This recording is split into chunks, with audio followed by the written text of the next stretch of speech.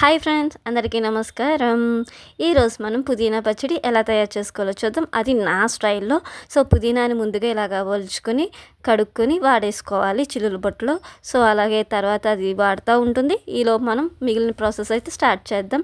ఒక ప్యాన్ తీసుకుని అందులో ఒక స్పూన్ 2 స్పూన్స్ ఆయిల్ వేసుకుని అది వేడెక్కేంత వరకు వెయిట్ చేయాలి. వేడెక్కిందో లేదో చూసుకోవాలి. సో ఇలా వేడెక్కిన తర్వాత ఏంటి కొంచెం అన్నిసార్లు వేస్తుంది అనుకుంటున్నారా? ఏం లేదులేండి, సరిపోద్దా లేదా అని అనుకుంటూ వేస్తున్నాను అంతే. సో సరిపోయింది. సో అలాగే 2 స్పూన్స్ మినప్పప్పు అయితే వేస్తున్నాను. సో మినప్పప్పు వేసి 2 స్పూన్స్ మినప్పప్పు వేసి వేయించుకుంటున్నాను. మీడియం ఫ్లేమ్లో పెట్టుకుని గోల్డెన్ ఫ్లేవర్ వచ్చేంత వరకు వేయించుకుంటున్నాను.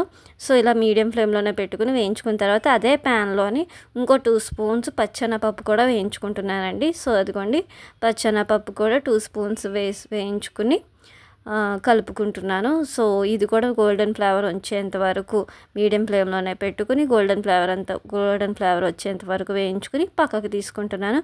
సో అదే ప్యాన్లోనే ఇంక నూనె అయితే వేయక్కర్లేదండి. కొంచెం ఒక 2-3 స్పూన్స్ వేరుశనగుళ్ళు అయితే వేస్తున్నానండి. ఇక్కడ ఆల్రెడీ నేను వేయించుకున్నాను, కొంచెం మెత్తగా ఉన్నాయని వేయించుతున్నాను. సో అది వేడెక్కేంత వరకు వేయించుకుని పక్కకి తీసేయాలి. సో మళ్ళీ అదే ప్యాన్లోని వేడిగా ఉందో లేదో చూస్తున్నాను అంతేనండి. సో అదే ప్యాన్లోని 1 స్పూను ధనియాలు కూడా వేసుకుంటున్నాను. ధనియాలు ఎక్కువ అక్కర్లేదండి, 1 స్పూన్ అయితే సరిపోతుంది. అలాగే 1/2 స్పూన్ జీలకర్ర కూడా వేసుకుంటున్నాను.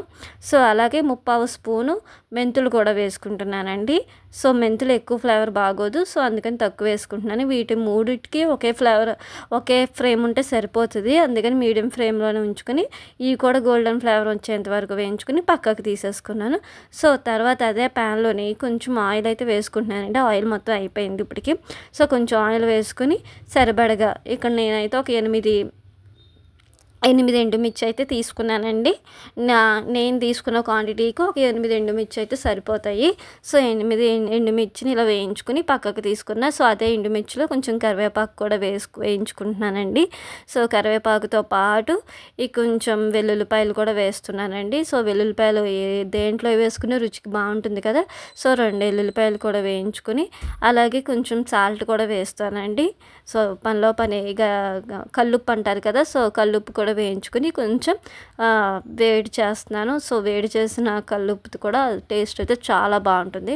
సో ఫైనల్లీ ఇవన్నీ అయిపోయిన తర్వాత ఒక ప్యాన్ పెట్టుకొని కొంచెం ఆయిల్ అయితే వేసుకుంటున్నానండి. సో ఆయిల్ వేసుకొని అది హీట్ ఎక్కేంత వరకు వెయిట్ చేసి మనం ముందుగా వడపెట్టుకున్న చిల్లుల బుట్టలో వేసుకుని వాటర్ అంతా పోగొట్టుకున్న పుదీనా ఉంటుంది కదండి. సో ఆ పుదీనానైతే మొత్తం ఇందులో వేసేస్తున్నాను. సో ఇలా వేసేసి మీడియం ఫ్లేమ్లోనే పెట్టుకుని కలుపుకుంటూ ఉంటున్నాను. సో ఇలా కలుపుకుంటున్నప్పుడు అది ఇలా మగ్గుతుంది.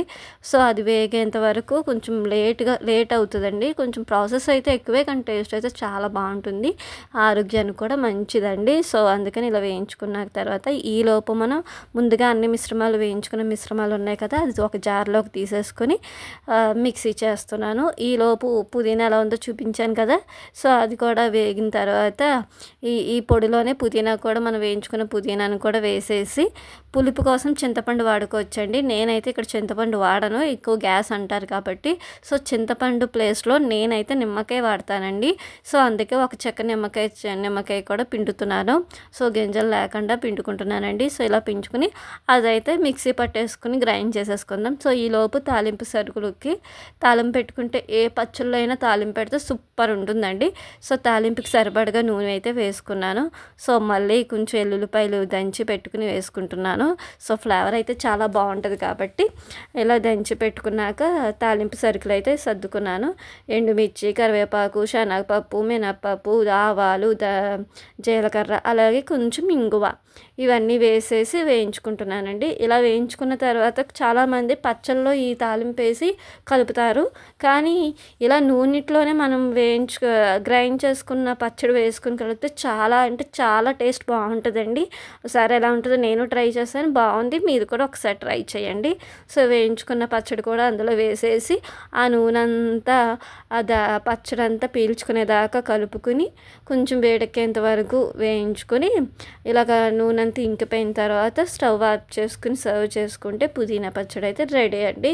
ఇందులో మీకు కావాలితే తీపి కావాలనుకుంటే నిమ్మకాయ చింతపండు వేసుకున్నాం కదా, అందులో కొంచెం బెల్లం కూడా వేసుకుంటే తీయగా ఉంటుంది, బాగుంటుంది. సో పుదీనా పచ్చడి ఫైనల్లీ రెడీ. టేస్ట్ అయితే చాలా బాగుంటుందండి. 1 వీక్ వరకు నిల్వ ఉంటుంది. ఒకసారి ట్రై చేసి కామెంట్ చేయండి. Thanks for watching.